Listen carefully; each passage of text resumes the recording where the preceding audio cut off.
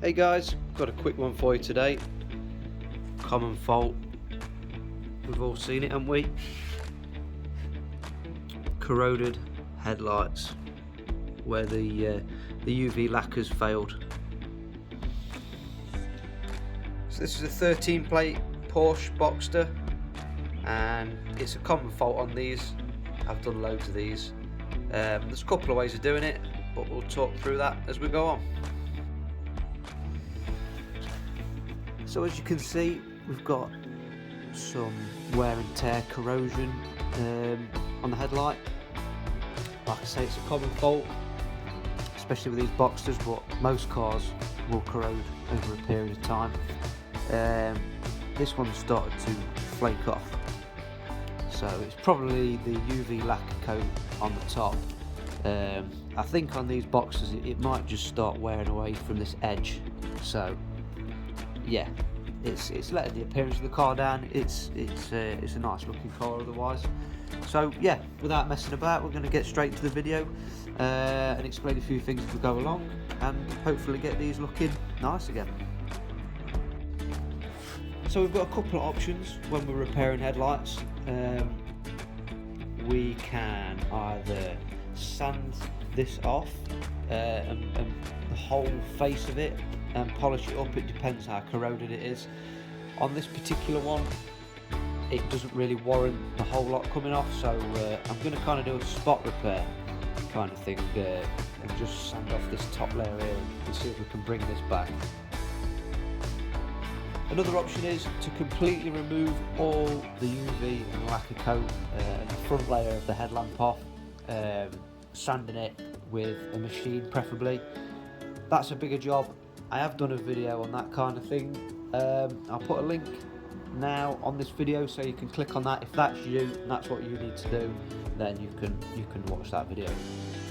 In this video we're just going to do more of a spot repair on this. We're going to be using sandpaper, so nothing that costs a lot of money. It's something that anyone can do, so it's a good DIY video, and it's definitely going to improve the front end of this Porsche. Okay then, so if we're not removing the headlight or bringing the headlight away from the bodywork, it's always a good idea to mask around the edges so we don't catch the bodywork on it and cause any more damage. It could be masking tape, or I've even used duct tape before. So we're not doing anything fancy, we're just protecting that edge from both the sandpaper and also any buffing that we do, because these edges will be vulnerable for burning through and causing damage, which we don't want. So once you've gone all the way around that, we'll get to the next stage and have a look at what kind of stuff we need to use. Okay then, so here's the arsenal. So we're going to work our way down the abrasives. So we're going to start with 600, 800, 1000, 1200, 1500, and I'm going to finish up on 2000. You can always add 3000 to that. It depends on your buffing setup and how confident you are that your compound and pad will remove the 2000. So that's what I'm going to use today, so we'll get straight into it. So what we're going to be doing is, all this corroded area, we're going to be sanding it back, and we're going to start with the 600 paper. So this is wet and dry paper, so obviously we want to be using water with it. You get a much better cutting action and the paper lasts longer.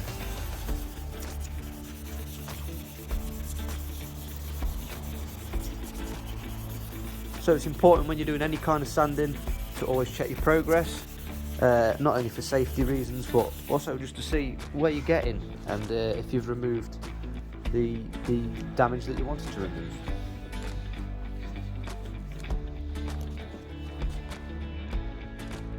So on first inspection, it has started to remove the corrosion, which is good. There's some deeper scratches here, so we're going to have to give it quite a bit more around here. Again, some more water.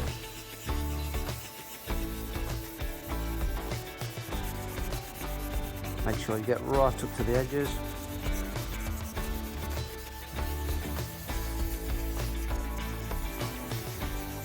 obviously we're doing a local repair on this headlamp, so we don't really want to be hitting the 600 where the lamp's still good.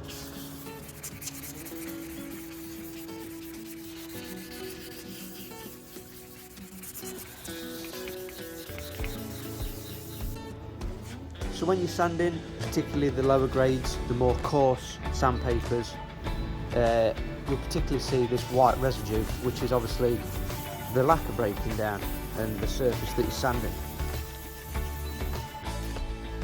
So I'm pretty happy with that. That's the 600 all done, and what it's showing is the edge where you have sanded the top coat off, which was corroded anyway. So now you can see what the process is really, and where we're going with it. So that was the 600, so exactly the same again. Take your 800 paper. Now with any sanding, especially when you're going to be working up the grades to a polishing finish, just take your time, The more time you take, the better it's going to look, and the overall end result will be much nicer. Each stage you've got to be removing the scratches that you've caused with the more coarse sandpaper, and that's basically how it works as you're working your way through the abrasions.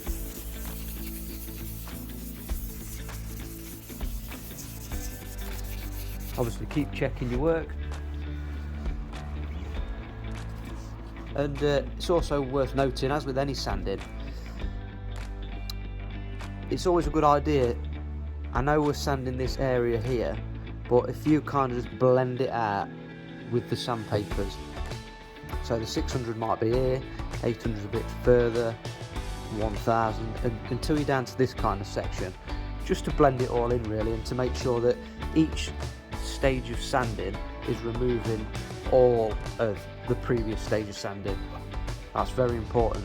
Otherwise you'll get to the final stages and you'll perhaps see some scratches down here that are from one of the previous grits, and they'll still show through because the polish can't remove them. So it's always good to work your way across and make the sanding area bigger as you go along. Same when you're sanding plastic or bodywork or anything like that. It starts off this kind of size, and then as you go through the grades, it's kind of this kind of size.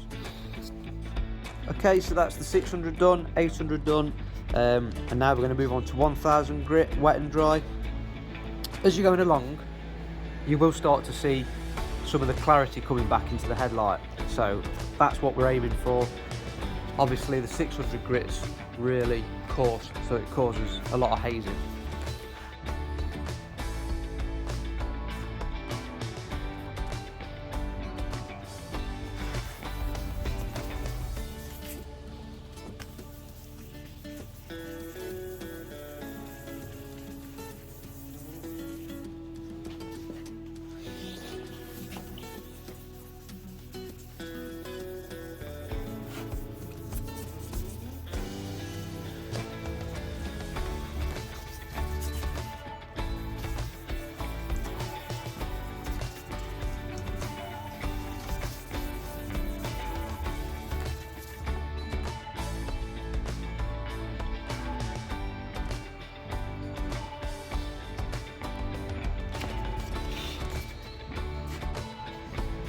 Now we're going to move on to the 1200. Exactly the same again.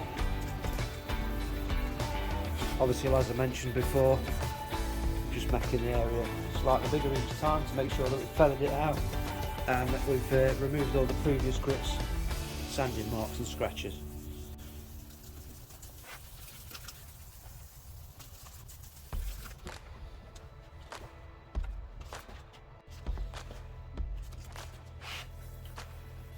So now we're doing the 1500 grit,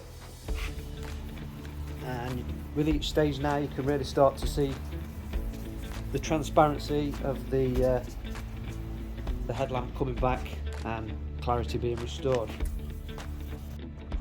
Final sanding grade 2000.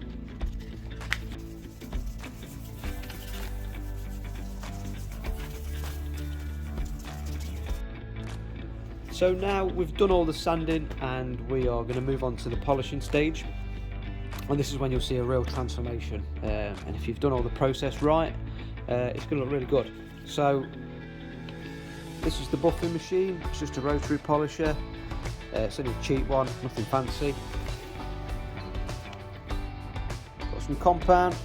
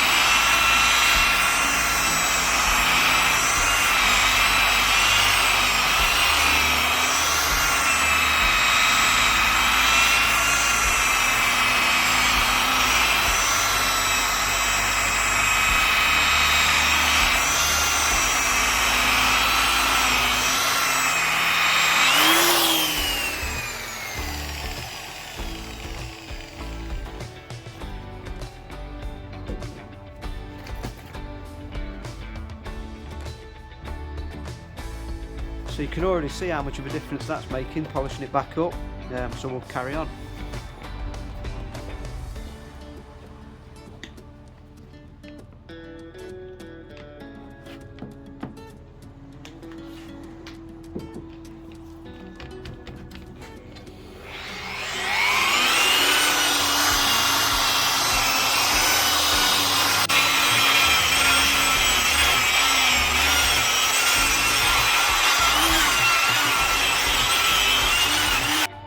So as you can see, that's polished them up lovely. It's made such a difference to the headlamp.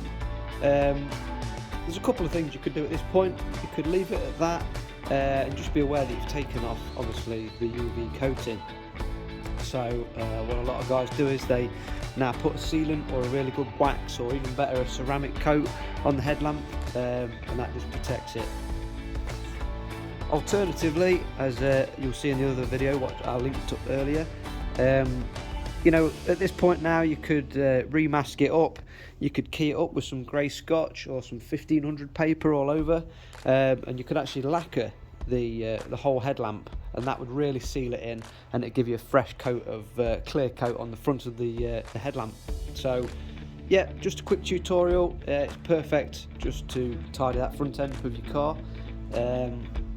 It just makes it look so much better, and it's a quick thing to do, and it costs virtually nothing really. A few bits of sandpaper and a bit of polish and a buffer, what you've probably already got anyway. So hope you like this tutorial. It's just like all the other ones, just an example of tidying something up, and I hope you got value from it. Thanks for watching.